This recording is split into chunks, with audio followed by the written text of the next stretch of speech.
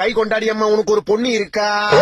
பர்ற வாயு, பண்ணு மூக்கு, ஆந்த கண்ணு, சந்து பல்லு, குண்டா நிறைய சோத்தா போட்டா துணு கிடப்பா, ஒரு வீடு வாசல் பேருக்கு தெரியாது, கிச்சன் பக்கமே போக மாட்டா, சிக்கன் மட்டன் துண்ணுவா, கல்யாணம் பண்ணி வச்சா கட்டணம் கை தடுத்துட்டு ஓடியாந்துருவா, மேக்கப் இல்லாம வெளியே வர மாட்டா, செல்பி பைத்தியம், போட்டோ எடுக்கிறதுனா ஸ்னாப் சாட்ல தான் எடுப்பா, ஊரெல்லாம் கேலி, உன் பொண்ணுக்கு தாலி கட்டுறவன் காலி, உன் வளர்ப்புல குறையில்ல, அவ பொறப்புலதான் குறை.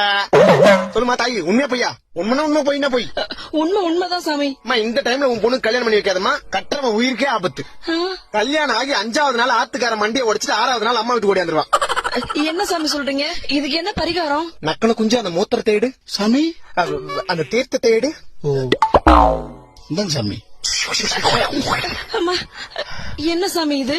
உப்பு தண்ணி உஸ்பிரியோக தீர்த்தம். சாமி, ஒண்ணு இல்லம்மா, உன் பொண்ணை காலங்காத்தால வெறும் தரையில மல்லாக்கா படுக்க வச்சு